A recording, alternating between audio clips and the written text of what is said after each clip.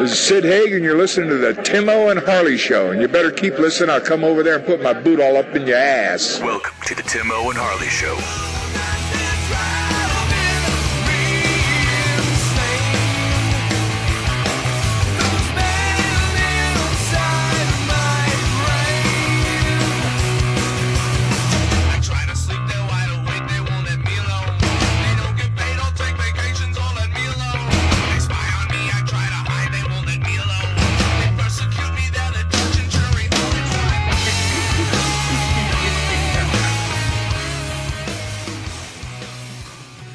Thank you for listening to the Timo and Harley Show. I am Timo. Over there is my partner in mind crime, Mr. Ben Harley. Say hello, Harley. What is happening, people? Ben, the hustler Harley. That's right. That's right. How the hell are you? I'm doing good, buddy. How are you? Not too bad. Are you hot? You know what? Today, not as much. Okay. Yes, I'm finally cooling down from yesterday. How about that? All right. We are in the throes of summer, aren't we? Whew, man, I tell you, Timo, it was so hot up here the other day. This little white boy is going to melt right in the middle of the shop. Right. Yeah. It's awful. Yeah. Awful. Yeah. Yeah, Chance has been playing baseball. He's got this baseball thing. Now, Yeah, Harley, you know me well enough to know that me and baseball get along like, yeah. things that don't get along. How about that? I got nothing for you right now. It's dogs and cats. How about that? Yeah, exactly. So Okay. He's doing pretty good. Last night, I could only stay for half his game, and Angie came for the second half. Long story. It was one of those parent things where both of us had to be there. And he stole home twice. Man. Twice. That kid must be fast. Yeah, twice in the first half of the game. Wow. Because I was there for the first half of the game. We used to make fun of Chance a little bit because I don't mind doing that. He's my kid. I can you can do that. I can give him any complex I want. But we used to kid around saying, I don't think he's going to get a scholarship. Now he's stealing home twice now in an hour, in a baseball game. So he's actually probably one of the top 3 to 5 kids on his team. Now there's only like 10 kids on the team, but he's up there. He's up there. Yeah, he's doing pretty good. So, but it's been hot. Ooh, dig doggy hot. It's like, I don't like it. I don't like it. Yeah. That humidity, Timo. Oh, I know. That's my kryptonite. I must say, it really is. Right. It just zaps my energy. Oh yeah. I don't like it. Well, the thing is too is we're going to miss Chance's last game because Harley, I don't even know if we've talked about this in the show, but we are going to Willow Creek. Yes. Making a pilgrimage. The jaunt. Yes, the jaunt all the way to Willow Creek. That's right. Awesome, buddy. That's going to be so much fun. I can't wait. Oh, I bet Bigfoot can't wait either. To meet Timo Saban finally. But he can't. Are you kidding me? Yeah. Are you kidding me? I've got some people up there to talk to that I make fun of. I don't know who listens to this show anymore, so that's all I'm saying. I got some people I got to make fun of. I got to have witnesses to this too. So, but our third wheel in mind crime, Mr. Danny Hicks, is going to take a 12-hour drive. 10 or 12-hour drive. I don't know. He's going to drive up and meet us. Does he know this? As a matter of fact, you can just park at the airport, and then we'll drive the rest of the way up to Willow Creek. It's another 4 hours or something north. Okay, from there, I believe it's Sacramento we're flying into, and then he's like, no. He goes, I want to drive across the Golden Gate Bridge, and he's got a brand new sports car. Because he's a single dingle. He's a legend. He is a legend and a single dingle. So he's gonna have his shirt open and gold chain, coming down. He's gonna be driving up in his it's a Mustang. I hope so. Big old yellow Mustang he's gonna be driving up in. Yeah. So, I think that'll be a fun trip for him as well, to do. Yeah, that'll be nice. And then, so it's going to be me, Angio, and Chance, the baseball guru, and Danny Hicks, who actually, did you know that he actually played a little, I think, pro ball, just for a game or two. Just he hurt himself. Yeah. We'll have to talk to him about that when he's on the show next. So that's right. Yeah. We'll have to get him on there. So, but got lots of stuff going on now. So that's cool. I'm going to see Bigfoot. There you are. Now you got to take some pictures for me. Oh, I am. I want lots of pictures. Well, Angie will. I want a picture.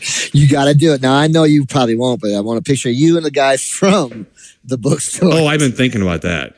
It's been going through my mind. I've been, me, I don't take pictures, but when there's a novelty one to take, I got my wheels turning. I got my wheels turning. Yeah. Well, I want to picture you behind where he sits behind all the books, making his face with the beret on or something. Yeah.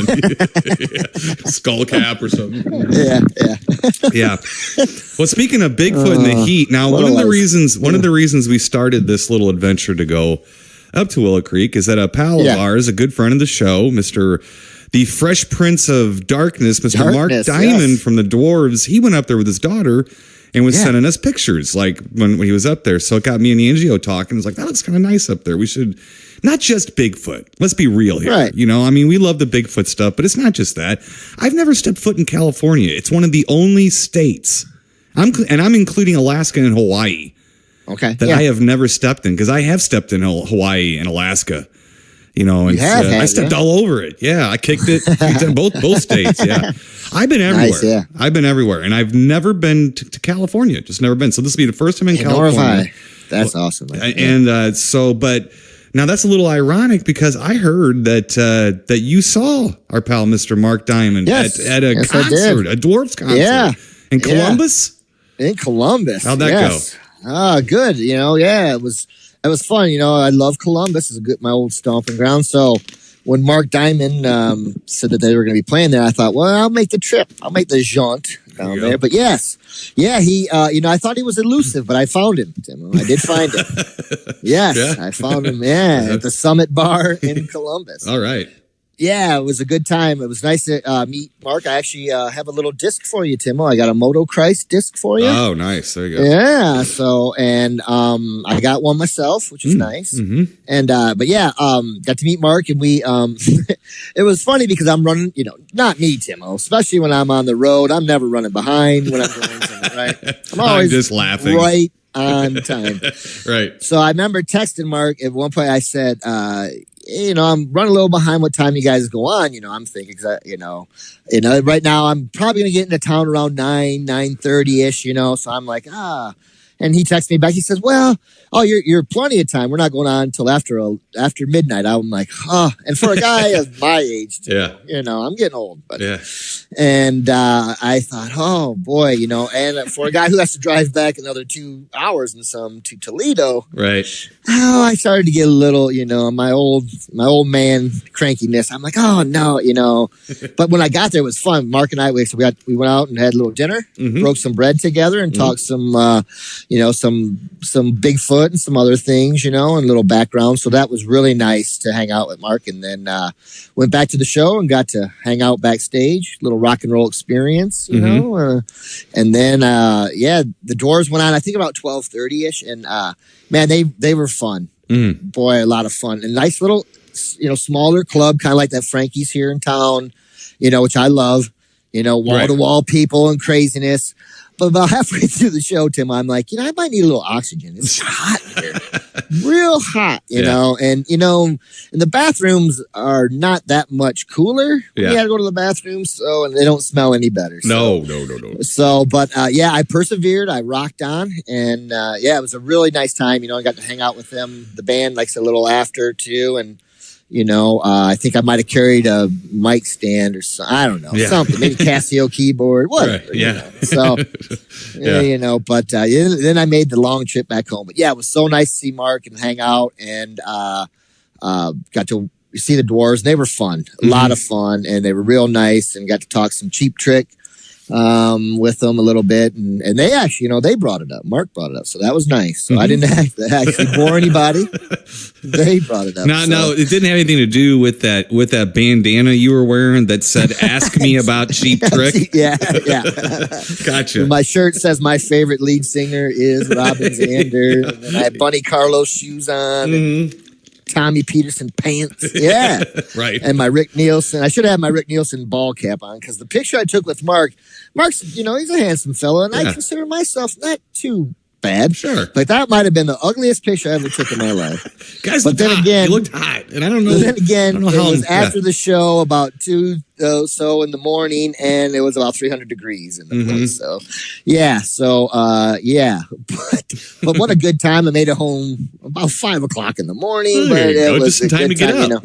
Exactly. Yeah. Yeah. There you But go. yeah, what a great weekend. Got to do that. And then I had some family come in from out of town. I haven't seen my aunts and cousins. I haven't seen in, some 20 years Oh, wow. or more since I went to college. And so that was a lot of fun. Had a great weekend, Tim, and I hope you had a good Father's Day too. Oh, yeah, and all I that. did. I did. Thank you. Yes. Yeah. Hope you did yeah, too. So, Yeah. Oh, yeah. Yes, sir. And a good time. So just a great weekend, a long weekend because the Friday, like I said, that I went to see the Dwarves, I got up at 5:30 in the morning and got home at about 5:10 in the morning. Oh, so boy. that's rock and roll perseverance, Tim. You That's know what? insanity. I really, exactly. That's what it is. You got that right. Yeah. That's good. I'm glad. Glad you got to see. No, so it was a good time. And like I said, Mark wanted me to tell you hello too. And, All right. and I thought I'd save it for the show. And There you go. Yeah. But yeah, we had a good time. And thanks again, Timo, for, I said, if it wasn't for Timo and Ultraman, wouldn't have got to meet Mark and see the Dwarves. So that was fun. So rock and roll, you can't keep rock and roll down. Not Timo, for right? very long. Not for very it brings long. us all together. Plus, Bigfoot and all that stuff too, right? Godzilla. Right. So, I brought Mark. I had the old Godzilla. When we were kids, remember the Godzilla? You could pull the back of its neck and the little paper or I had one. cardboard. Yeah, its fist shot out. You push the it button, had its fist wheels. shot. It was Yeah. Yep. And it was the Shogazugi thing or something. Wasn't it? Or what the hell were those things called? Yeah, I can't remember. The Shogun Warrior Shoguns. things. Yeah. Mhm. So it was part of that collection. So I had an extra tail. Oh. So I don't know if Mark's wife's listening, but I got him a little extra tail right. for his Godzilla toy. Yeah. But some of the pictures that those guys sent me after I gave him the tail, I don't feel so bad. They're saying these things. Yeah. So, yeah.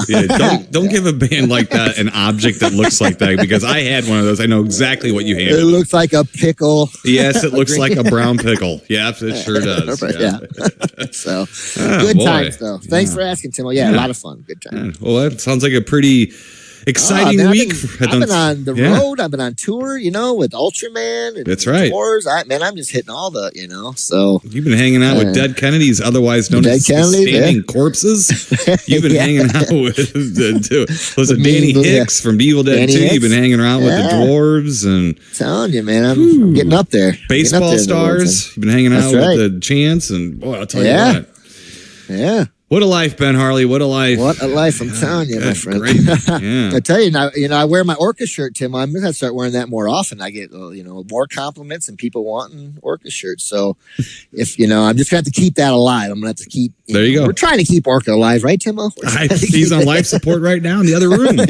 Exactly. Yeah. So, all right. Well, let's get to some stuff I watched, Ben Harley. I did had a nice Father's Day and got I got a guitar stand from the family, and then of course Angio humors me and lets me buy some movies and stuff like that, so that was nice. But I did spend some time this weekend watching a few flicks. Gonna go through them here, some what you got, fun little ones and stuff. So let's see, this on Amazon Okay. from 1986, a movie from New Zealand called A Bridge to Nowhere.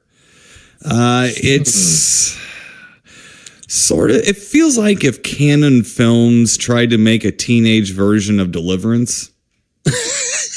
Okay, I know that's wow, but it's city kids versus a hermit, basically out in the bush, out in the New Zealand, technically, not really Australia. I don't think.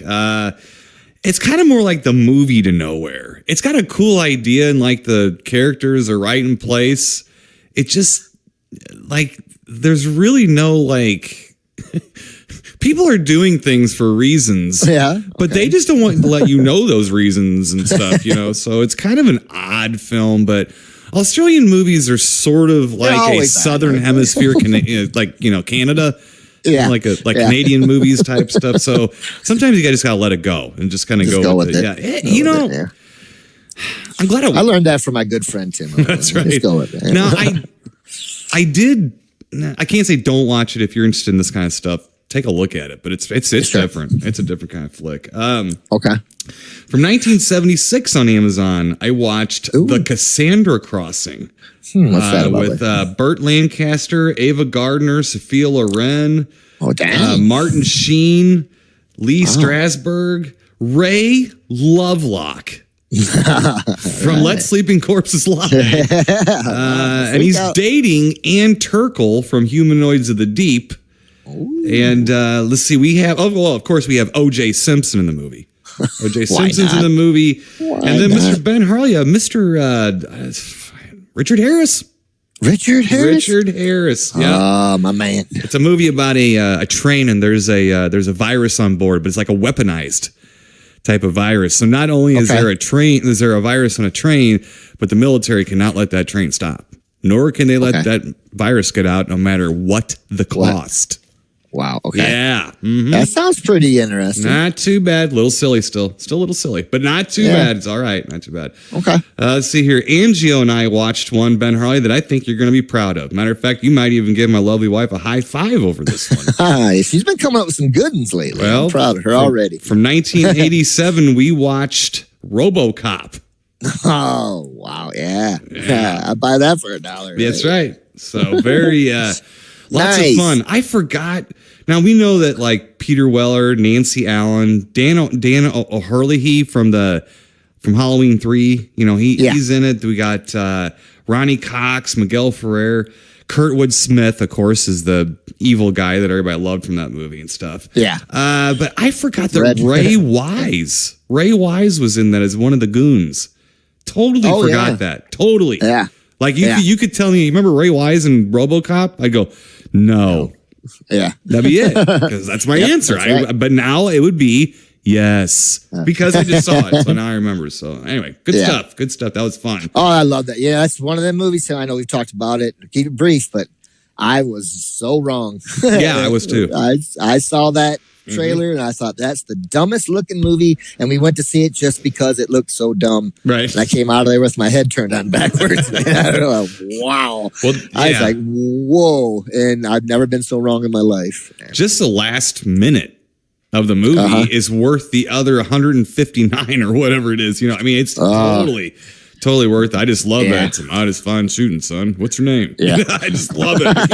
Yeah. So, Mr. Ben Harley from 1953. All right. Okay. Yeah. I watched, and to be honest with you, I think it was the first time I watched this movie all the way through. I watched a Mr. Edward D. Wood Jr.'s Glenn or Glenda. Oh, no. Yeah. I know I've seen bits and pieces of it. Yeah. Ooh. Well, you know, it's Ed Wood's bizarre transvestite internal struggle fantasy. Of course. Yes, it is. Right. Complete with Bela Lugosi, bondage, strip teasing, charging buffalo stock footage. Let's see. Jazz hands, World War II footage, and Satan in it, you know? Yeah. What is it called again, though? Glenn or Glenda. Glenn or Glenda. I said Glenn or Glenda. Yeah. So, this movie I saw something recently of his that was awful. I tried watching it. Really? It was on Roku, one of the Roku channels. Yeah. Yeah. It's pretty bizarre, Tim. I will say. It was even more bizarre than some of them. Well, Glenn or Glenda makes about as much sense as Fantasia. So he just likes women's clothes, Tim. You know, get the guy alone. I do too, just not when they're on me. I like when they're on the floor. Yeah, exactly. Right. So, but I have to admit, though, I think you old chauvinist. I have to admit, it might be the first time I actually sat there and watched the whole thing through. I'd love to watch a riff tracks or Mystery Science Theater of this, though. Something tells me that there was a Mystery Science Theater, but it was like the old Josh Weinstein. One of those, and I will not watch those. You know that. This is legend on the show. I won't sit down. As a matter of fact, I almost dipped my toes into somehow I had access to watch one of the new episodes, and I started reading about it. Yeah. I'm not even going to waste 2 minutes of my time watching the new episodes. Yeah. No, I was reading what people were saying about it, and it seemed the people that were criticizing it were pretty consistent on what they were criticizing. That's usually how I know whether or not I watch a movie. And it's about a 95% success rate when I do that. Yeah. And people are just saying it's just bad. It's just not. Yeah. And I think I told you too that we bought the riff tracks with I think it was Missile to the Moon or something like that. And it was Mike Nelson riffing the movie with Fred Willard, one of the funniest men on the face of the planet, proving to me it does matter who's doing the riffing. Mm-hmm. It does matter. It really does, because he was horrible. He was boring, and it was painful to listen to. Yeah. It was pretty painful. I mean, there was a couple moments where you smiled and chuckled, but And as I that was my theory, and I proved it like a scientist. See, there you go. All right, here we go. Moving on. All right, from 1994, Angio and I watched Roswell. Oh, okay. It's a little made-for-cable television movie from '94 about the Roswell incident, and it kind of follows the guy. You know, his name's escaping me. I know this guy's name too, but it's definitely his kid's a doctor and everything. But anyway, the military guy who. He went out there to check out the wreckage at Roswell first, and then he's the one that the military made pose with the balsa wood and the tinfoil laying on the ground too. Yeah, Jiffy Pop. Yeah. So Kyle MacLachlan plays him. Okay. It's a good movie. It's not the super biggest budget movie, but it's got a pretty good cast. And stuff. It's got Kyle MacLachlan, Kim Greist, Xander Berkeley, Charles Martin Smith, Peter McNichol is in it. Really? Yeah, Dwight. I ain't heard that name in a while. Yeah, Dwight Yoakam. Yeah, and once again, not unlike the Cassandra Crossing, we get a little Martin Sheen. I think I'm on a Martin Sheen freak out. I didn't realize it. Are. Yeah, look out, man. Apocalypse Now is on your future. Right. So anyway, but it was a good movie. It's a good movie. If you find it, I got it on DVD. I'm not sure where you can watch this at, but if you find it, Roswell from '94, I think it's a fun movie. It's a good movie. Okay. Let's see, moving on real quick here, Mr. Ben Harley. Sure. This was a newer movie, let's say in the last 10 years. I didn't write down a date for this film. Okay. It's a James Franco movie. He directed it. He's got a little bitty part in it. It's called Child of God. Huh. Okay. Well, it's about another hermit movie who's living out in the Tennessee woods. Yeah, but a hermit freak. I'm Martin Sheen. If Martin Sheen becomes a hermit, you might not hear from me for a couple months. I don't know. Right. But he's out in the woods. They like auction off the land that he grew up on. So he's basically living out in the woods on his own in like little makeshift shacks and stuff like that. And it's sort of like I want to call him a serial killer, but kind of.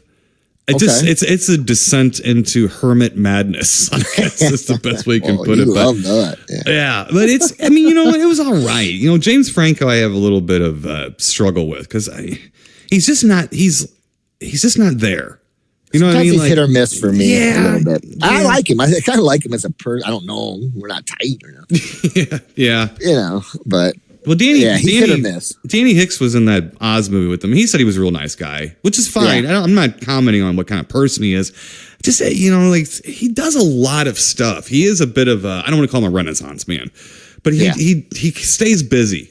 He's not just an actor. Let's put it that way. He does a lot of different things. And so I appreciate that. He's trying to stretch his wings out and stuff. But he's very, very hit and miss. I thought he was really good in The Disaster Artist.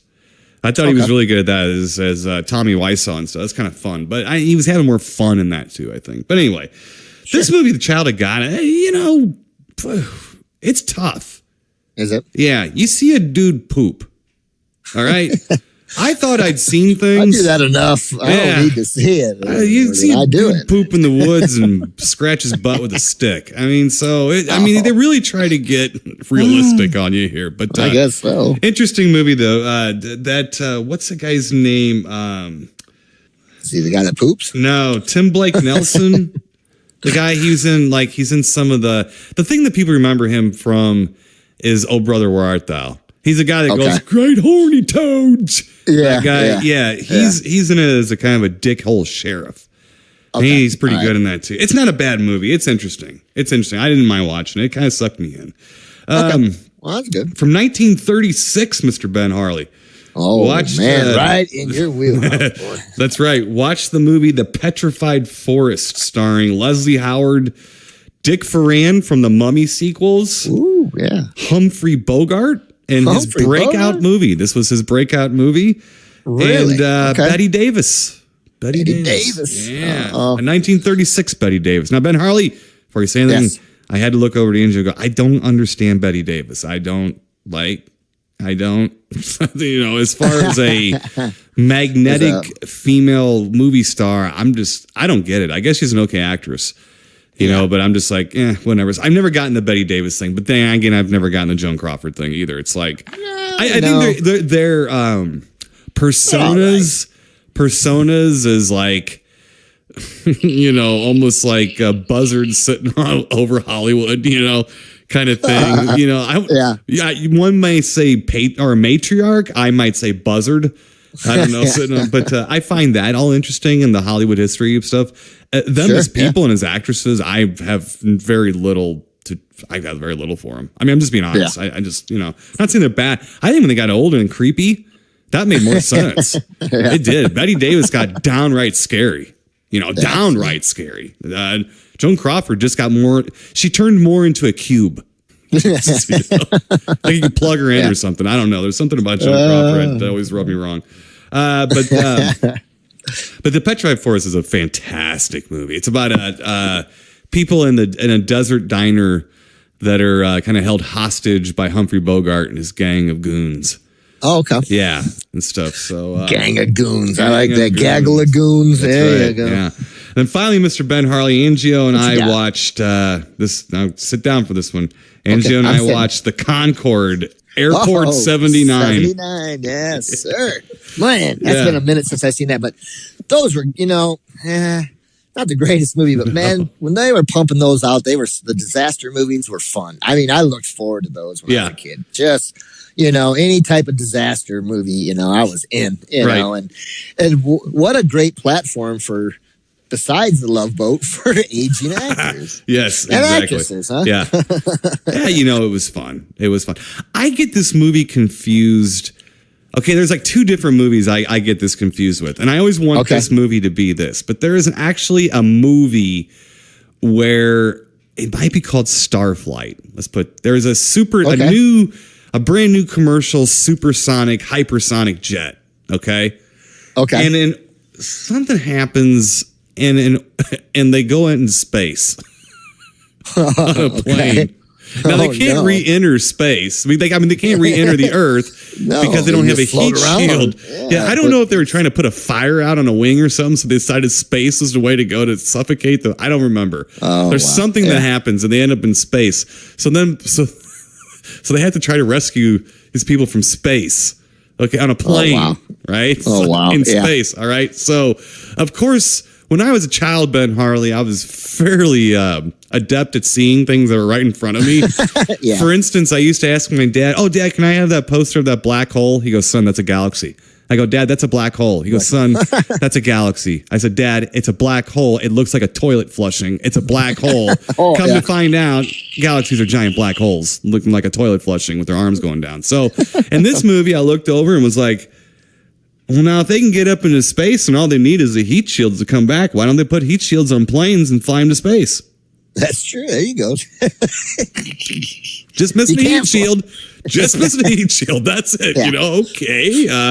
Well, there is Sharknado. Which one is it, Timo? Oh, God. The one that I tapped out on. I don't know. Yeah. Sharks are flying around. They don't need air or pressure at all. No, so I think that's where where you're at on that. Yeah. So, but the Concorde, I'm always waiting for the Concorde to fly up into space, and I'm like, damn it, that's the wrong one. It's the wrong disaster movie. Damn. Yeah. Damn you, George Kennedy. Yeah. So, but it was still fun to watch, though. Still fun to watch. I do like to see people's seats being torn out of their area and plugging up a hole in the bottom of a plane, and they don't fly out. They just sit there and crack jokes because they're plugging up a hole. So, good stuff, Ben Harley. Yeah, we had fun watching. What you got for us? What you got? I know you've been busy. I've been real busy, So like I said, once again, I want to thank, Mark Diamond and the Dwarves and Timo Sabin for my Dwarves, experience. There you go. So there's that. Timo, you know what? I've been on a Marvel movie freak out. You sure have. Freak out. Right? Yeah. I think I mentioned I've finished the Guardians of the Galaxy Part 2 and Thor Ragnarok and I picked up on Doctor Strange. Now, I kind of like Doctor Strange. I never was a big reader of his. Right. I do appreciate Doctor Strange. I know he was a badass and stuff like that. Mm-hmm. But what I will say, first and foremost, about the movie is that unlike we'll see. It's his first movie. So unlike most of the Marvel comic characters, he actually has the almost identical suit to the comics. And then I appreciate that. But then again, Timo, he's a wizard and wizards are eccentric and blah, blah, blah. So no, but all that being said, I thought it was a pretty fun little movie.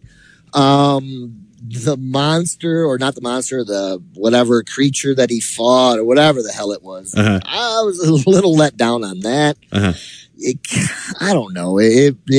Really I mean, it was kind of like a Twilight Zone type twisty thing there, what he pulled off, but the thing looked like a pixelated goofy clown, bozo clown, or I don't know.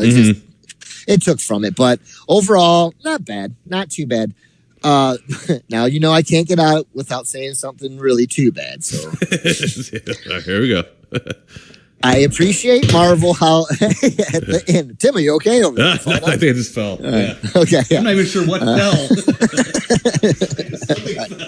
Yeah. It was my self-esteem. There we go. Yeah. Right, it was Stan Lee falling over because he thought I was going to get out without saying anything mean. Yeah, here we go. But okay, so I appreciate the fact, and I do it. I stay around when I go see their movies in the theater and hang around, and I like how they kind of sometimes tie the next movies in together, but they're getting a little bit too crazy with these. I think Guardians of the Galaxy, and they were okay, the endings, but there was like 4 of them. I'm like, okay, when's this going to end? How many more credits do I got to wait through to get another scene? So I'm a little bit off on the ending. I think they've run their course for me. Yeah, you mean like when you have to sit there, watch all the credits, and then boom, they pop in with like 2 more minutes of the movie. That's probably better than the rest of the movie sometimes. Yeah. Yeah, but what they were doing I'm pretty sure it was Guardians of the Galaxy. So they would show about a minute or so of credits, and then they would show a minute scene, and then they would go back to credits, and then they would come back and show another scene, and then they go back to credits. I'm like, when does this end? You know what I mean? I don't like that's too much. No, just do it once or don't do it. It's just too much. Right. So I'm out. I'm tapped out on the endings. All right. There you go. Now, Timo. I'm going to ask you that when the next Godzilla movie comes out. I'm going to ask you if you tapped out in the ending still. I almost tapped out on the last one. As much as I like, what's his name? The bearded, what's C. Thomas Howell, not him. He's got a name like that, C. Thomas Riley or whatever. Yeah. John C. Riley? Yeah, that guy. Yeah. C. Thomas Howell. Anybody with a C in it, George C. Scott? What? Exactly, that guy. Yeah, George C. Scott.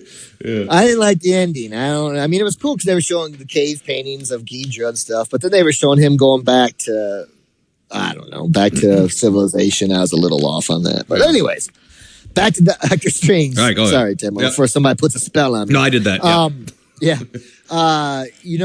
They might have been listening. Well, we know they're listening to the Timo and Harley show, right? They have to be. They have to be. So in Doctor Strange, I heard space-time continuum and also astral projection. And I was just getting ready for them to mention Timo and Harley, but they didn't. So right. So I was very pleased with that and excited that, so they have been listening to me. Try to make us happy. Yes. It's just these 2 guys. If we can make these 2 guys happy, I think we get the rest of the country.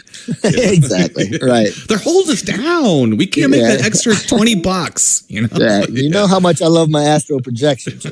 Absolutely. Yeah. Absolutely. Yeah. So, okay, Timo, 2 more things real quick. I've been watching quite a few documentaries lately, or I found a few, I've watched a couple.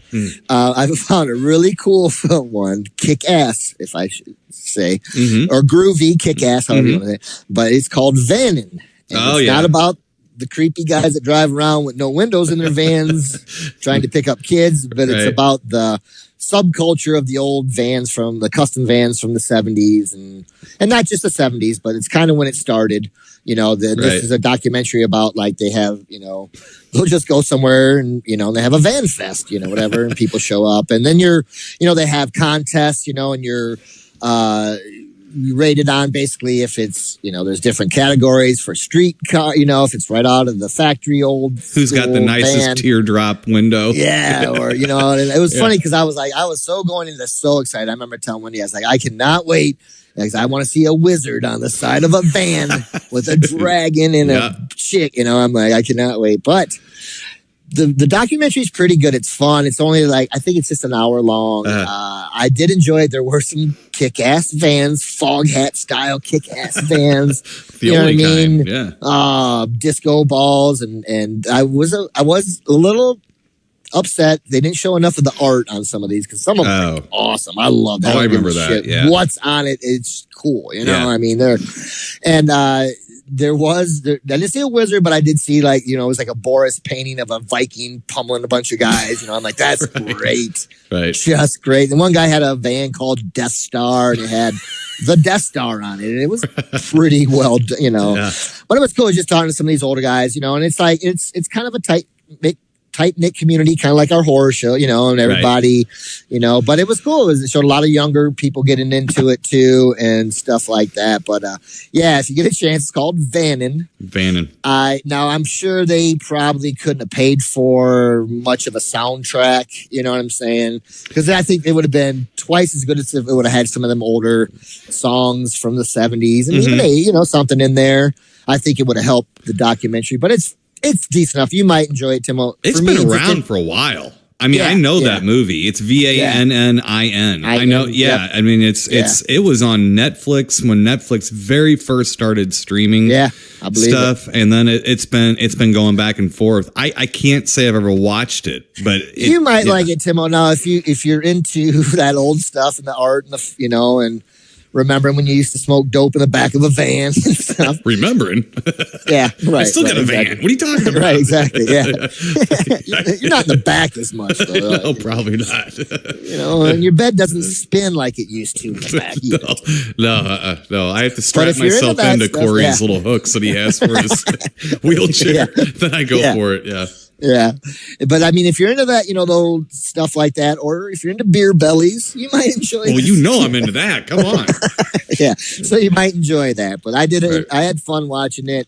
Those are the type of documentaries I enjoy the most because they're just funny. Most of them. Right. Some of them get a little long and you're like, all right, wrap it up. I'm done. But I enjoyed it. It was fun. So good. It wasn't quite, the last one I watched about the history of the atomic bomb or anything, but hey, it's a little more important. You got to mix it up every so often. I hear you. Yeah. Now I got something real special for my friend Timo, especially for Father's Day. Oh boy, it's something that I watched the other day. I didn't watch all of it because it is a long movie. It's long. But I watched a little bit of a movie called Paint Your Wagon in honor of my father, Gerald L. Harley. There you go. Who used to get drunk and listen to the soundtrack till he wore it out with his headphones on, is loud, So if I never heard a song from Paint Your Wagon ever again in my life, Tim, I could still sing you every freaking song. Right. Every song. But yes, I noticed that it was up on Amazon Prime and I had to catch it. And man, it looks good. It really does. Yeah. Now I know you and I were going back and forth and I've been trying to get Timo. And I said, I understand, first off, there's only a few musicals I really like. This one, to me, is much more of a comedy. But it is one of my favorite Westerns, only for the fact that this is the movie. This movie has, and I don't know who shot it or whatever, but you probably know, Tony. You probably know the key grip and everything. Right off the top of my head. But this movie, man, this is one of those movies, and I miss movies that were shot this way that you can actually feel this movie. You know what I mean? Yeah. It's like so gritty and it just looks good. Even the worst shots in the film, for the most part, look pretty good. And I had a good time watching it. I was laughing because, it's, to me, I've watched it so many times over the years. It's been a long time since I watched it, but to me, it's just a funny comedy and stuff like, it's simple stuff like, because here's a city that they have, no name city, there's no guides, and it says on their population, male, M-A-L-E, Right. And so when that Mormon shows up and he has two wives, and the one lady, wow. Wow. Ever since I was a little kid, I've always had a crush on her. And it's funny because all the guys from the town run up and they see, there's no women there, whatever. And they see the two women and they find out that they're Mormon. Or the one guy just he faints. And I'm like, that is just so funny to me. I'm like, that stuff like that and I like that old style writing of this film. Watching it again the other day, I forgot there's not as much music in it as I remember. Uh-huh. You know, there's a lot more stuff. And Tim, I had to send you a picture of one handsome Robert Easton. Oh, yeah. And I forgot going in that he was in it, you know. And man, he looked pretty darn good in there. It's a far cry from a giant spider invasion. Or now. Which I don't Woo-wee. But man, what an unmistakable voice that guy has, you know. And it's cool to see him. You know, and it's funny because throughout the movie, I picked him out a lot more, you know, and, but it was cool to see him acting in a scene with Clint Eastwood. Now, this is funny, Tim. I was, played hockey that night after I got done watching it, and I was talking in the locker room, you know, we were all, happy Father's Day. I said, I got about a 25-second conversation with my dad today. And I told him I was watching Paint Your Wagon in honor, you know, some of the guys, they were all laughing. Actually, some guys knew the lyrics. And oh my! But I was just like, that movie, kind of is just one of those movies that if someone knows it, they know it, and it's never really been. It was kind of big back in the day. Yeah, no, you know, yeah, but it's just like it's a long movie. I was an hour into it, and I hit the button. I was like, oh my god, there's an hour and 40 minutes left. I'm like, holy crap, I gotta take a break. But the big wagon like that. Yeah, but movies like that, like I said, when I was in the locker room talking, I told those guys, I was like, you know, Clint Eastwood's one of my favorite guys of all time, and Clint Eastwood is good at a lot of things, but singing is not really one. No, you know, but I mean, the whole thing, like I said, it's just so funny to me. I mean, because he finds the guy, you know, that he comes across Clint Eastwood's wagon. Crashes, and so the character Ben Rumson, which is Lee Marvin's character, you know, saves him, and his brother dies. And basically, the guy doesn't know his name, so he calls him Partner through the whole movie. That's his name, Partner. I mean, just stuff like that to me. I miss those kinds of comedies and movies. And like I said, this movie just shot so well. I just enjoy it. But yeah. I'll tell you I what. don't know. It made me like, a lifelong fan of these guys, though. The guys that are in that movie, I just love, you know. And Lee Marvin, I just, to this day, still, in that movie is one of my favorite comedic roles in any movie ever is him in this movie. He's just awesome. He's just such a drunk and a mess. But it's good. It's poignant. It's funny. But it's just stupid in a way too. The movie, I love it. You know. All right, so the Timo and Harley show, the horror podcast, has just had the great Paint Your Wagon debate. Stay in focus. How horrible is that? Huh? Yeah, right. Let's get to our official films. Oh, you got more? You got more than that? Is that no, it? Timo, that's it. But no, I can't bring out no more. I've done enough. I thought you were saving that one. Yeah. At least you didn't start with the remake stuff. I've been listening to that. I was telling Mark Diamond about had your head come off your shoulders. I brought that up. Oh my god! Poor Tim had to take a nap after our show. Oh my! I did. You put me right to sleep. I was like, I had to take a nap. I put my pacifier in, put my mobile on, and I had to take a nap. Yeah, and you held your Michael Myers doll. Yeah, right. Yeah. All right. Let's see. First up, official films, Mr. Ben Harley from 1951. We have the film. That old? Okay. Yeah, we have the film Bride of the Gorilla. Yes. All right. So let me get out movie guy here and give you a real short storyline synopsis. Let's get out movie. Get over here, movie guy. Let's do this. Movie guy. Here we go. All right. The owner of a plantation in the jungle marries a beautiful woman. Shortly afterward, he is plagued by a strange voodoo curse, which transforms him into a gorilla. Gorilla. Interesting here. Okay, so we got Raymond Burr, put your sleeves down. I think he's taking the heat off his gut or something, but it's like, man. And he does the Raymond Burr thing where he's always crossing his arms and putting his hand on his cheek, and he's still. He was working on the Prairie Mason. he was working on it. Yeah. Here's what's sad about this. All right, now this is a gorilla. Yes, a man transforming into a gorilla. Yeah. Okay, but this is not what was the movie? Was it Gorilla at Large we had just done where it was in a carnival? So this was another Raymond Burr gorilla movie. That guy must have had fleas by the time he was in Perry Mason. But get Raymond Burr, he'll do it. Yeah. This has got a really good cast. So we got Tom Conway, who played the Falcon in like some old mystery movies, but he pops up in a lot of these movies, and he's sort of like the low rent Basil Rathbone. You know what I mean? He's he's that guy. Yeah. He's got the pencil mustache, Yeah. And then now that's going to be hard. Oh, we got Woody Strode. Woody Strode's in it. And it was written and directed by Kurt Siodmak, who I bring up a lot. Now, he did do like the Magnetic Monster and stuff like that. But he wrote The Wolfman.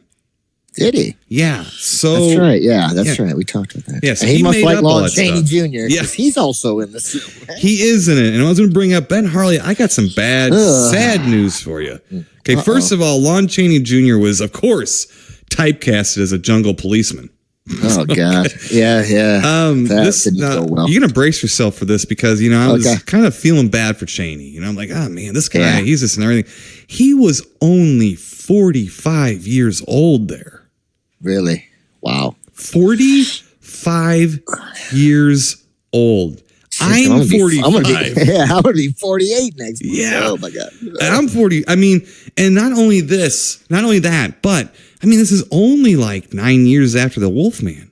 Is it really? Now, I know people age a lot, but you can look at this guy. That's a good 15, 20 years of aging in 9 years.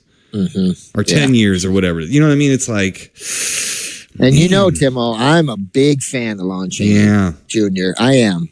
But I did not like him in this movie. I did not like... And I'm a big fan of Raymond Burr. Mm-hmm. I did not like Raymond Burr in this movie either. I thought both of them were the two of the worst actors in the film. And I didn't like it. I did not like to feel that way. I didn't, but it's the first time I've seen this, Timo. So how about you? You too? Or no, I had seen this at least once before, but it's been a while. And these gorilla movies do kind of run together. It's because we do have Brian Gorilla and stuff. So and to the audience, maybe I caught it when I was a kid. You might have, But I mean, and to the audience, not one that sticks out to me, right? Well, to the audience, even we had to decipher whether or not this was the one we had done before or not. And I looked into it and realized that it was Gorilla at Large.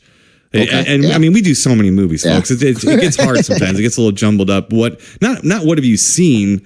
What have we reviewed? And when did we review it and stuff? And sometimes, like we just did, we talk about things we just watched that week, and we get confused with something we might have reviewed. Right. So it took us a while, and we confuse easy. So. We're easily stumped. It's okay, as if they didn't know that people. It's not your fault. Yeah, I think people don't listen to get educated. They listen to feel better about their own intelligence. But you could be right. Yeah, I like the idea of it. I like it's basically the wolf. No, I can't say it's basically the wolf. They're in the jungle. It's a transformation movie, but there's very little transformation. There needs to be more. There needs to be a lot more of that. And basically what the story is there's a plantation, right, Timo? Yeah. Or not, or something. Jungle huts with white people. Yeah. Right. And then Raymond Burr's character works for an older gentleman who has a pretty hot wife. Yeah. It is a plantation, by the way. Yeah. And she's probably half his age, if that. She's young, and he's, and that guy doesn't like Raymond Burr's character because he knows, I think his wife has feelings for, both of them have feelings for each other. And so, then he kills him off, right, Tim? Yeah. It's kind of funny how he he punches the guy into a snake, basically, so the snake will bite him. But I think the guy could have rolled out of the way before that snake got there. But I think so. Raymond Burr's arms were pretty big. That might have been a bigger punch than I thought. So, you know what I'm saying? Right, yeah. But so then he pretty much takes over the plantation almost, right? You know, and the wife. Yeah. But he had a little native girlfriend whose mom, who's a handsome lady. And what was her name? I don't know, but she was the voodoo lady or whatever. She was no Wicked Witch of the West, I bet you were thinking. No, she was not. So she puts a curse on old Raymond Burr's character. Barney, that is his name, Barney. And so then he's supposed to, that was my biggest problem with this. I mean, I guess we're not giving too much away because it's been out since 51. But basically thinks he's a gorilla. He starts to go out into the woods and stuff, but I don't think he never became the gorilla, right? He just thought he was the gorilla. He would like see him, he'd see his image in a mirror and he was the gorilla, or he'd see his image in the pond, he was a gorilla. But I think at the very end he turned into the gorilla. That was the thing. Well, there was a part where like it showed him with her, but it was like a second little snippet. And because I was waiting, I'm like, is he the gorilla or not? Mm-hmm. Well, he looks like he was there, but then when they catch up to him and they shoot, then he's back to being, and it's almost like, was that the twist though? Was he? No, I think it was the Wolfman thing where he's transforming back and forth. You kill something that transforms and it goes back. I'm not sure they had money to have because every time he, dissolve shot. I don't know. So that was my biggest, three biggest things. Let's put it that way. Two of them being Raymond Burr and Lon Chaney, but the biggest thing for me is there's not enough gorilla in it, nowhere near enough gorilla in it, right? And because at the beginning they show like the house and it's being narrated by Lon Chaney, and and it's like all in disrepair and like grown over, and the jungle's taking it back over, and I'm thinking, wow, man, I cannot wait to see the destruction at the end of this movie. Right, None. I was like, okay, well, so that was a little disappointing for me. And you know me, buddy, I there's not too many people like Lon Chaney Jr. more than I do. And I know he's hit or miss too sometimes. Mm-hmm. And I might strain a little bit to like him more, but I like him. Mm-hmm. I do. But I don't think this was the character for him. It was not. I did not. I find it the remotely real. It's it's not a real engaging movie. I mean, most of it it sounds kind of funny, but most of convincing. That's the word I'm looking for. Convincing, Tim. Well, it's almost like Raymond Burr is litigating the plot as Perry Mason. Because I know he's a great actor. Well, I know, but he's dressed up in like he's got his sleeves rolled up the whole time. He's sweaty. Yeah. He's trying to be handsome. He's acting all weird. Yeah, and he's mad at first. Well, and he just it's a blah blah blah plot. I mean, like you talk and stuff like that. So there's a little bit of, there's a touch of sleaze in it and stuff because of the love. It's a shoot. That's not even a triangle. It's like a rhombus. Yeah.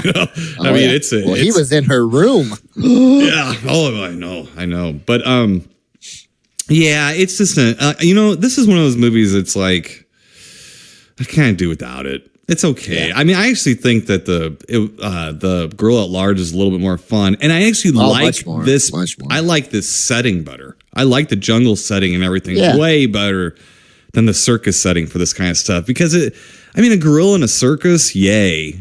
There's an elephant too.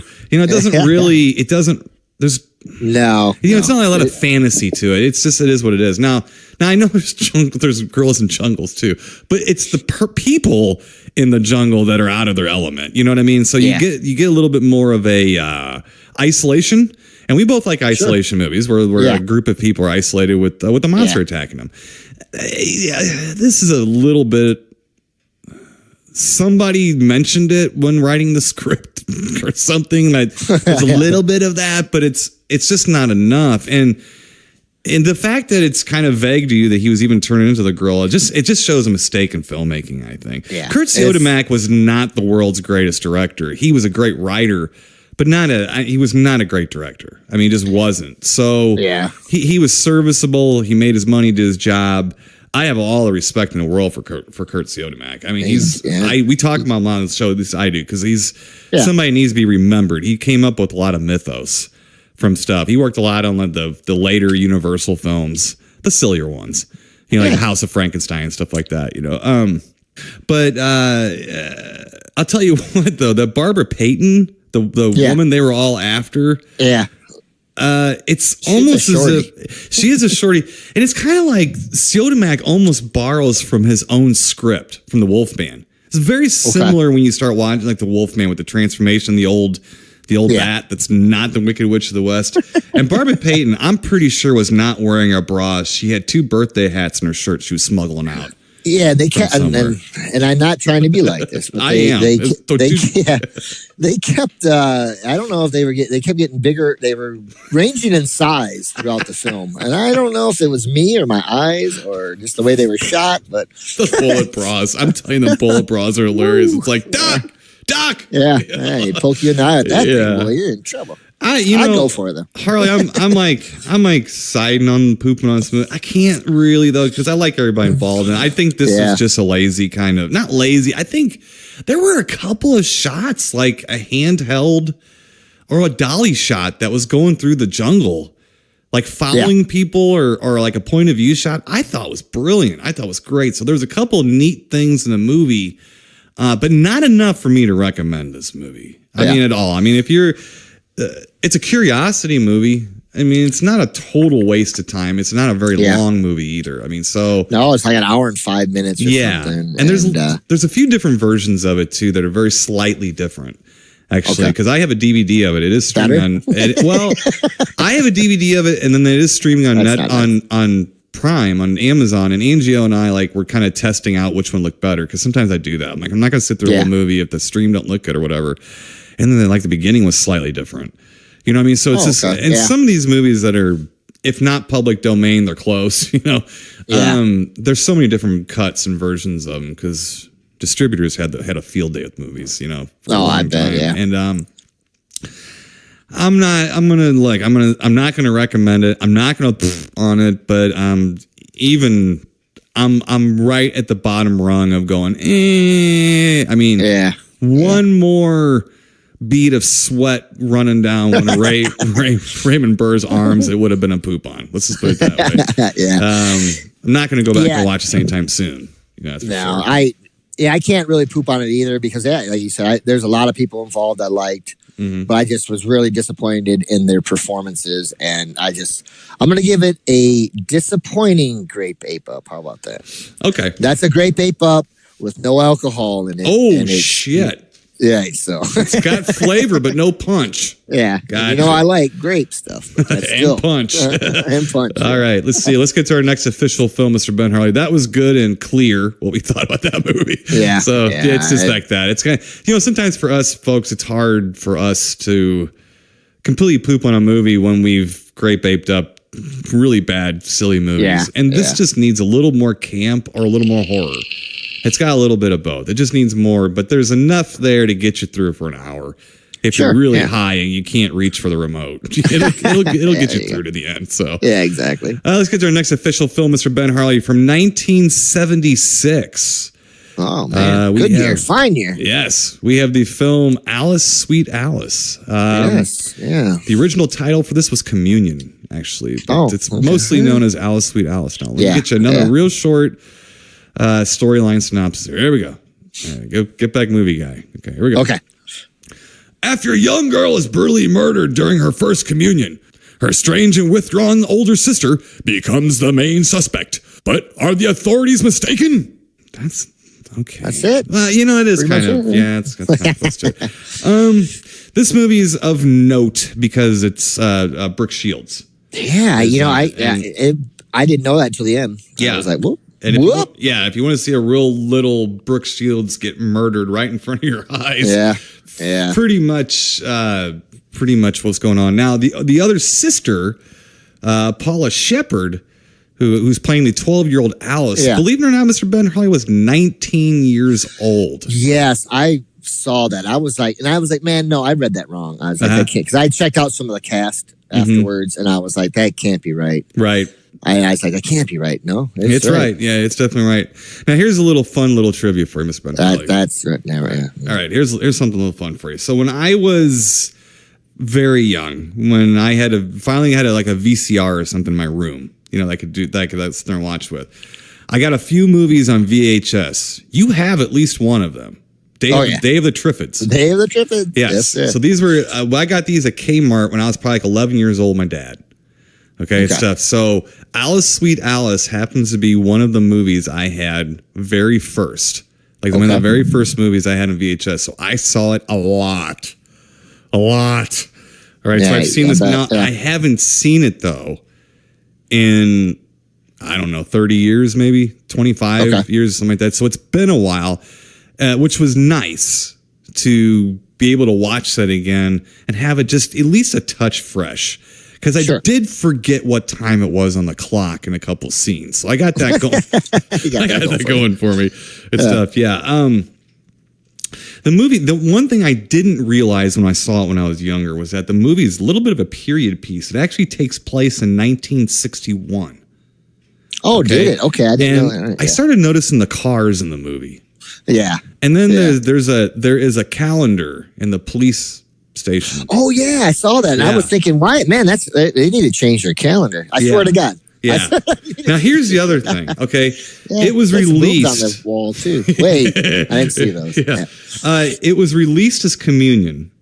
Okay. Okay, and then it was released again as Alice, Sweet Alice, and then it was released again as Holy Terror. Now Communion was released, and then it was released again uncut when I think Brooke Shields did Pretty Baby or something like that. Yeah. So every time it got released, it was off the heels of something Brooke Shields did. Yeah. I think the Blue Lagoon was Holy Terror. That was 81, stuff like that. Yeah. So it's been released a few times. But the thing that's really bothering me is that, and it really bothered me. Now, Ben Harley, you know that I know what I look at, and I see it, and I know it. I know I have like that snapshot memory of certain things, not a lot of things, but certain things. And I was watching this movie. I looked over to Angio, and I can't find this anywhere. Like I can't find any trivia. I can't find any notes about this. I am convinced that when I saw the film on VHS, that when they opened up that box in the church, that they showed Brooke Shields. Really? Now, do you remember the photograph? Yeah. That jumped on the screen and it showed Brooke Shields dead. They were sending it down to like the lady down. It was like coming down from a dumbwaiter or something. Right, exactly. Yeah. So that was shown in color, and I remember smoke coming up off of her and seeing that awful face with the eyes white and everything like that. Yeah. I am convinced that you can't tell me I didn't see that. Almost like in the King Kong 76 movie, where when King Kong steps on Charles Grodin, there's like 3 different versions I've seen. I know it. Yep. I know it. I know I saw that VHS, and I know I saw her in there, because how else would I remember that? Right. How else? No, that happens. We both know because of the televisions versions and stuff. But that stuff would freak me out as a kid, right? Because they would throw stuff in there, and I'd be like, "Wait a second, Superman." They did that a lot with Superman, the original Superman, Halloween or whatever. But it's like, so you probably did, buddy. I'm sure.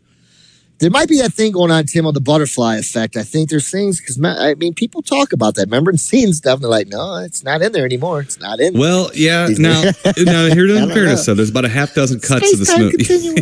There is about a half dozen cuts of this movie. So that's back in my theory, or whatever. But I could not find. I did searches on edits of Alice, Sweet Alice. I mean, everything you could think of. I couldn't find anybody talking about it. And I think this movie, it doesn't say this either, but I thought it was public domain, and I can't find that everywhere either. So maybe I did a lot of research. I couldn't find a lot of stuff, and I'm like, it's almost as if, am I making this shit up? I mean, and I don't think so, I don't think so, but sometimes I'm a dick to myself, I don't know.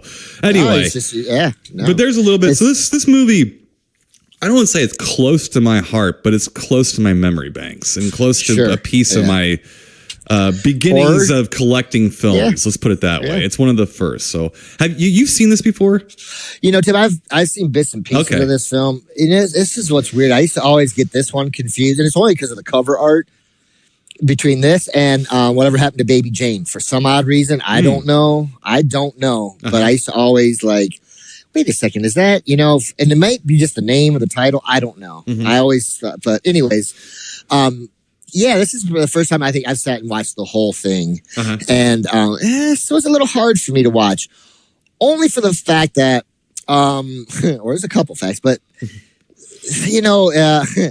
having daughters, that hits home, you're like, because you feel for Brooke Shields too, with having kids, daughters, how they fighting and about, and like, and you don't want to hate Alice, but then you're like, wait, she's kind of a little asshole, you know what I mean? And you're like, and there's just a lot of that stuff. I did have a hard time a little bit with the movie, Some of the acting was super good, and then some of it was so over the top I couldn't take it. I was like, oh my God. Like, it just really was. I don't know if it was supposed to be like that or what, but there's some super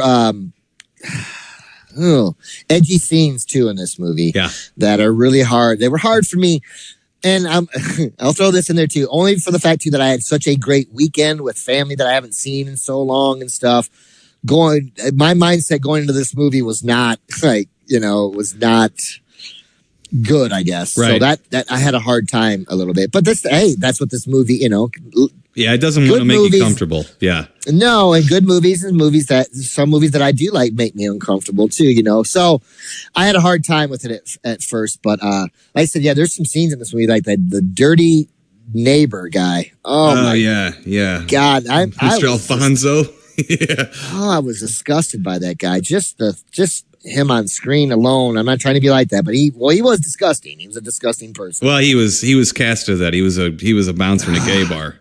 And Alfred Soule, the director, talked him into doing the role. He didn't want to do it. He talked him into it. Yeah, he talked him into it because I guess he had just looked at that guy going, I got it. You did. Look. Yeah. I mean, he looks like he's a dead person. He don't even like. Yes. I don't know. And really the apartment building itself is almost a character because it's so unsettling and kind of dingy. And they don't show, and then the staircase. Is involved in it a lot, Yeah, it is. Kind of like Psycho, where you get a staircase.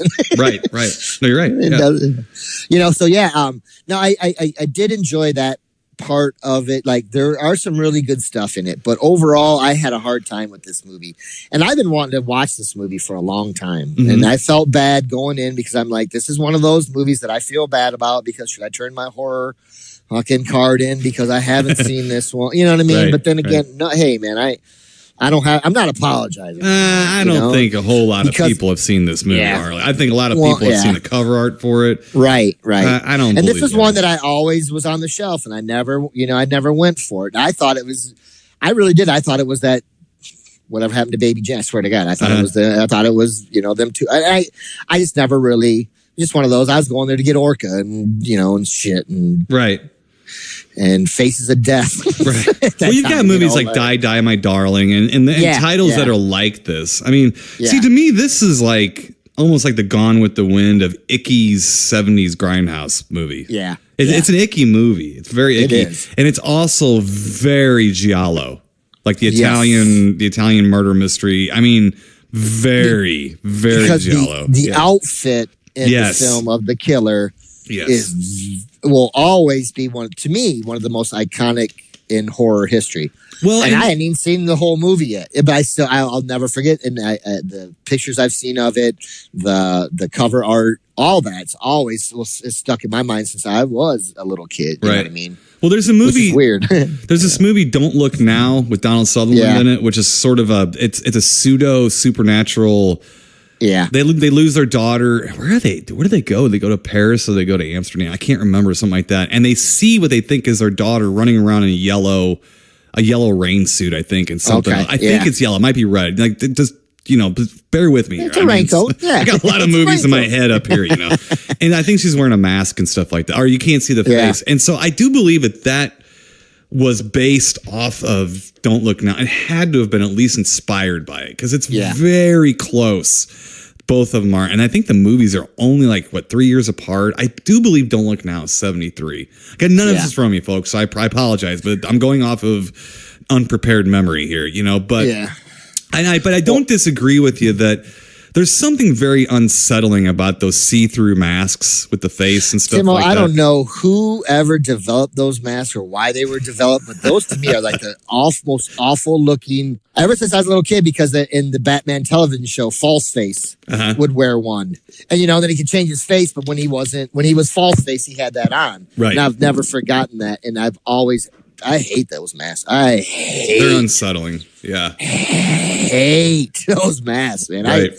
Seriously, those are to me are creepier than most, Leatherface and Michael Myers masks. I hate them because you just don't know what's behind those masks, and they look like they're supposed to be happy. No.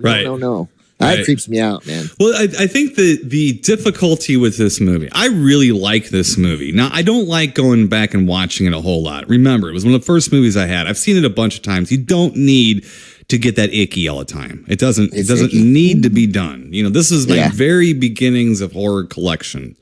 Yeah. Is this film. But to me, the problem with the film is, and I don't want to give it away because it is streaming on Amazon and stuff, and I don't want to give away like the mystery around the film and stuff. But the reason for the murders is very vague.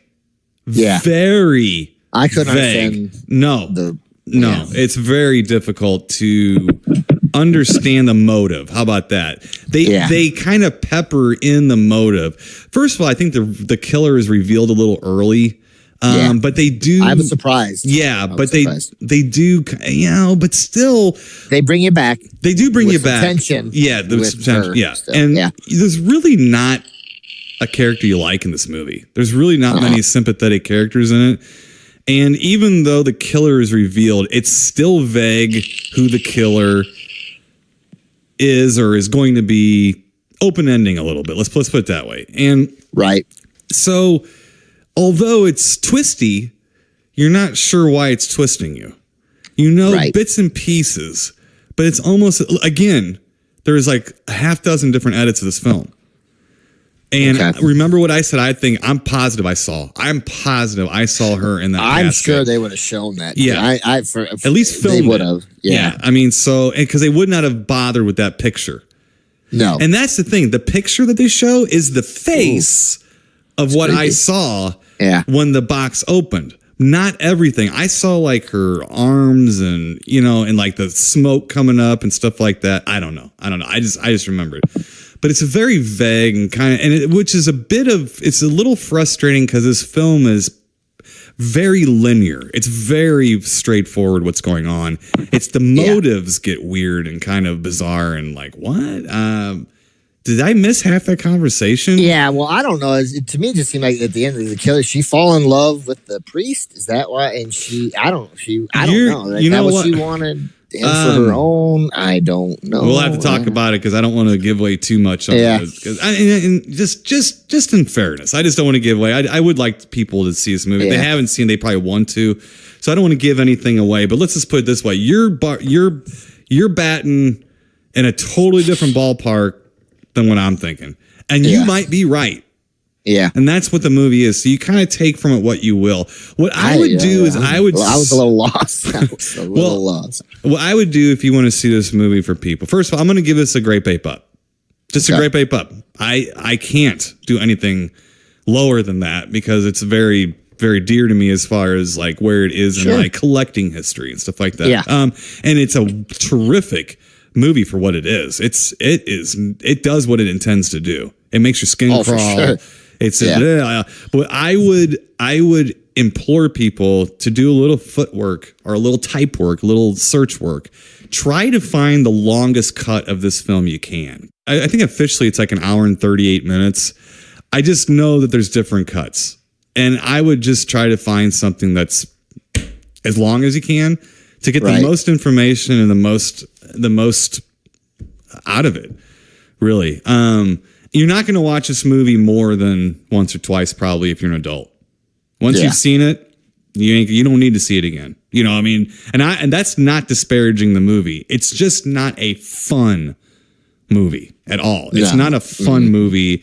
It's a movie that pushes your buttons. And someone who grew up Catholic around that world and stuff like that. First of all, every time they say Holy Ghost, it drives me nuts. I've never heard a priest in a church ever say Holy Ghost. It's Holy Spirit. I've never heard Holy Ghost. As a matter of fact, I was always taught Holy Ghost is exactly what it sounds like. It sounds like you're the holy. So they didn't like ghost. They like spirit. No. It's not a ghost, it's a spirit. So anyway, but besides the little stuff like that, everything to me just was a little haunting, a little bit. But yeah, I'm just going to give it a great bape up. And I would, if people want to watch this, you can watch the versions on Prime. You can do what you want. But I will say, try to find the longest cut you can, maybe on YouTube or something. It's not really easy to come by. I even thought that I had this on Blu-ray and I couldn't find a Blu-ray of it. Really? Yeah, so I was completely off the mark on this movie, like what I had of it, what I've seen and stuff. So who knows? Maybe I'm wrong. Maybe I didn't see the girl in the box. But then again, I thought I was wrong, and I never saw this movie with a mud monster in it until someone finally found it, made for TV, and it was exactly plot point for plot point that I remembered from when I was 4. Wow. Okay, so I don't think I'm wrong on this one either. So I'm going to give it a great bait up, an icky great bait up with a little motor oil falling off the handle. Little motor oil falling off it. What do you think? Yeah. Timo, I'm on the fence on this one. And it's not that I don't think it's a good movie. I think it's, I just, you don't like what it was does hard to for you. me. No, not really. It's just, and without going into too much detail, I said, well, having daughters and they're being sisters and stuff. We don't have that kind of trouble. But I mean, right. having a daughter around the age that Alice is supposed to be in this movie right now, who's had some issues in school and has a hard time it hit hard home. Hit too close to home. A little bit, and it's hard, and the thing is, you want to, I'm going through defending Alice thing, and then at the end, I'm like, oh well, there she goes. So, but it's hard. But I tell you what, it's a good movie as far as, especially from a horror standpoint or a film fan standpoint. It's one that needs to be seen. Now, I'm not sure. I'm not going to tell you you're going to come out of it, real excited. No, but then again, be greasy when you get out of it. Right. Yeah. But I think I'm going to say I prefer whatever happened to Baby Jane. So now I know the difference between the two, and I'm going to stick with that one. Big difference. Yeah. Age difference. I'm going to stick with the sisters. Yeah. These sisters over here, they're both crazy. Both, you know what I'm saying? Mm-hmm. See, sisters, Tim. They're both sisters. That's why I got confused. I didn't. I didn't even sympathize. That might have been part of my confusion too back then, because it was about sisters and one kid. So. Yeah. Well, when I don't even sympathize or empathize with Brooke Shields' character. I think she was kind of a whiny little. A little bit, but you gotta, from her standpoint, I felt bad because I was like, the mom did dote on her more. Yeah. Which I was like, it's going to make Alice snap, right. But it's just like, but then I felt bad, I'm like, because I got girls and they're all different. Right. So then you got to no, okay, well, this one, she's being whiny, but she's scared. And this one's being a little bit of a jerk, but yet, she's got issues, kids, girls, it's too much for me to think about. Like I said, there's really not a sympathetic character. Where's in the my movie. giant monster? I just want a giant monster. Maybe we'll do that for next week, Mr. Bud Harley. Maybe we'll have to do it for next week. I'm glad we did it. I'm glad we did it. I'm glad I saw it because. Angie had wanted to see it too. Angie had been wanting to see this movie. She'd seen the title. Just being around all of us, she'd seen the title running around, and she'd always say something about it. And my reaction was always, that's for another time, because I was just kicking the can down the road in a way, because I knew what it was. I already knew the movie, but I actually did get more fascinated with it, more going into the history of the different edits and cuts because of what I'd seen. So that was enjoyable for me. I mean, really, because the only other sympathetic thing in this whole entire movie, including the crew, was pretty much the priest in the movie. He's the only guy who's kind of sympathetic in it, and of course, it doesn't end well for him. But never does. But okay, so I'm gonna give Alice, Sweet Alice a great bait up. You're kind of on the fence. It bothered me. It got under your skin, which is what it was supposed to do. Exactly. What it was supposed to do, so it did its job. But so we're gonna leave that there. And then I think both of us, you were going to give it what did you give Bride of the Gorilla? You gave it a disappointing great vape. Disappointing great No alcohol. No alcohol. Okay.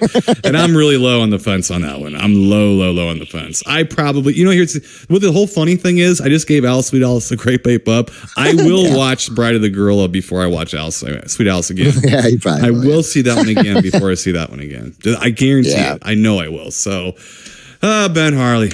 What a life, huh?